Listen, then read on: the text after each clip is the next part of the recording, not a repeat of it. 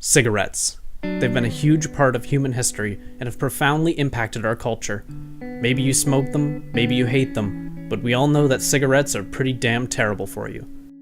They're the leading cause of death in the United States.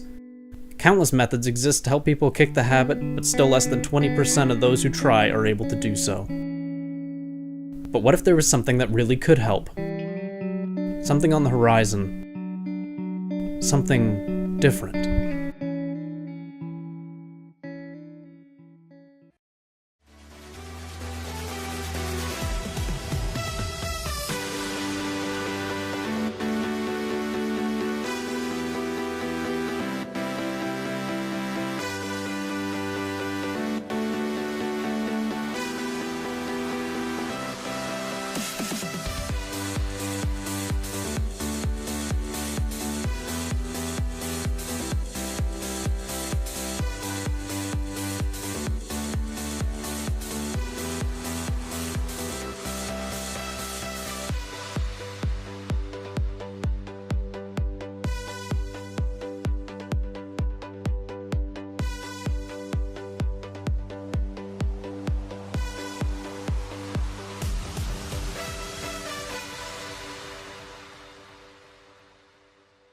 Well, I like occasionally smoked in high school.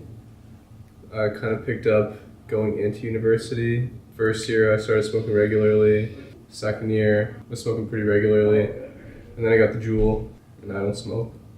I started smoking around grade 11 in high school. A lot of my friends smoked, kind of just like a peer pressure thing, getting into it. And then I mainly used cigarettes up until second year, and then I started vaping. Vaping at first was a method for me to stop smoking cigarettes. It's been semi-effective. I'm still smoking cigarettes from time to time, but has reduced from about 8 a day to maybe 1 or 2. But over time too, playing with smoke has been actually starting to become a lot of fun. So I make some O's, some French inhales, tornadoes and stuff. It's more of just like a hobby. In like high school, all my friends like smoked weed or like darts or cigarettes or stuff, and like I didn't. So I kind of wanted something to like have, to do something, like to be a part of it. I guess when I got older, like around grade 12 plus, I used it because it was fun doing tricks and stuff. And now that I'm in university, it's kind of just for the nicotine. So I smoked for close to 17 years, and I was a heavy smoker. I smoked about a pack and a half a day. I had some heart issues around age 30, so I knew I had to quit. I tried Zyban, I tried the pills, the patch, the gum, literally the spray, which is the worst goddamn thing you've ever put in your mouth. Maybe not. But the only thing that worked was my friend, actually my business partner to this day, one of my business partners, was working at this little store that sold these little tiny e-cigarette things. So I was like, what the hell, we'll give it a shot. So I went and tried it, and it actually worked. Like 2 weeks went by and I hadn't touched a cigarette. And I was like, wow, like that's crazy.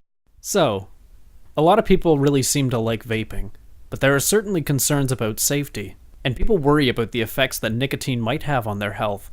Like the studies are saying that it's much safer than smoking, but does that mean it's safe? Probably not.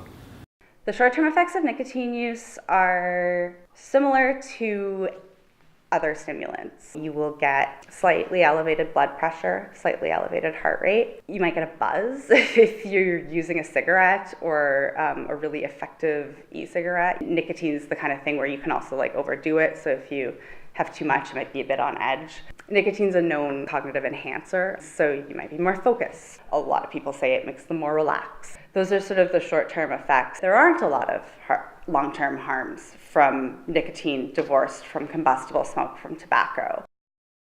What we learned from Amelia is that while nicotine is addictive, the chemical itself does not cause cancer or other adverse effects in the long run.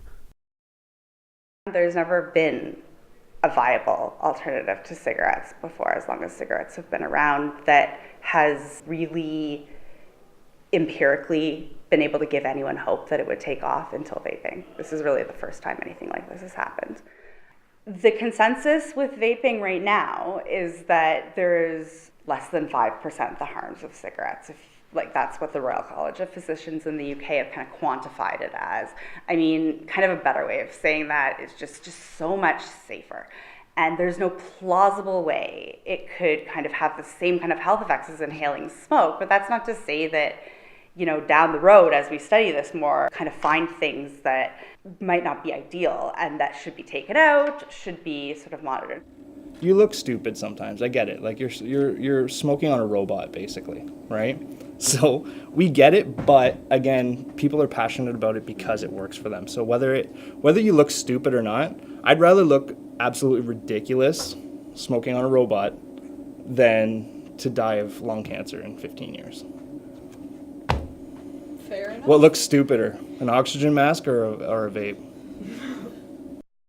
So as it turns out, there's no evidence that vaping and nicotine are bad for you. The social stigma surrounding it, however, might be an even larger obstacle that advocates for vaping face. I feel like the media has taken what they usually do and take this whole, here's the negative picture that we have, and that's what we're going to place front and forward. But they're not focusing on what's important, and that's people, like you said, making a better switch for their lives. Like they're taking something that was literally crippling them, like it was crippling me, and something that has bettered their life. Why wouldn't you be passionate about that? Several reports now, the falsities in the media's reporting with youth rising in vaping, it's actually on a steady decline. The UK just released a study with an actual steady decline since 2015 in youth vaping. And not switching to smoking, which is the big scare. Oh, they're going to start vaping and then going to start smoking right after. That's not going to happen. Why would you take something that tastes like blueberry that's awesome and then go taste something that tastes like an ashtray? It makes no sense. There's a couple of reasons why I quit smoking. One, a couple of my friends had the Juul, and I really liked it. Two, cigarettes are expensive. Juul pods are expensive too, but you can work around that by refilling your pods. Three, the smell is just awful. It's terrible. And if you smoke a lot during the day or at night, you wake up and you feel pretty gross in the morning. My whole life I've always known the effect cigarette has on your body, and my family history has been quite tragic when it comes to cigarettes. So I think it'd be better sooner or later that I get off of that, and I think vaping is the first step towards that. If someone tries nicotine and they enjoy it, they really have like 3 different routes to take if they want to keep using nicotine. There's smoking, chewing tobacco, then there's vaping. So if someone was going to go try nicotine and continue to use nicotine, I would say there's a higher chance of them going to vape, either from just directly vaping or smoking and then transitioning into vaping.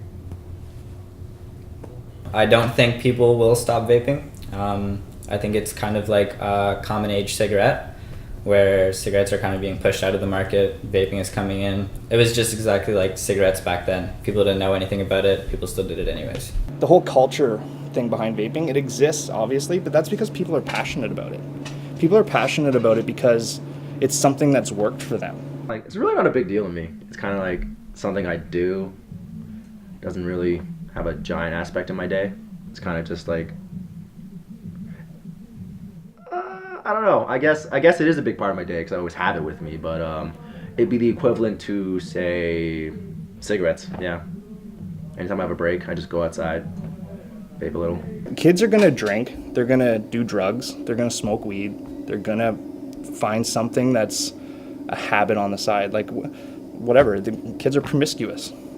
The young people that have started vaping, they're doing it for similar reasons to why young people smoke, which is usually experimentation or relaxation, partying, But part of me thinks that young people are probably vaping because vaping exists, and probably because young people are smart and they know that smoking's terrible for you. Vaping looks like smoking, and a lot of people don't like it for that reason.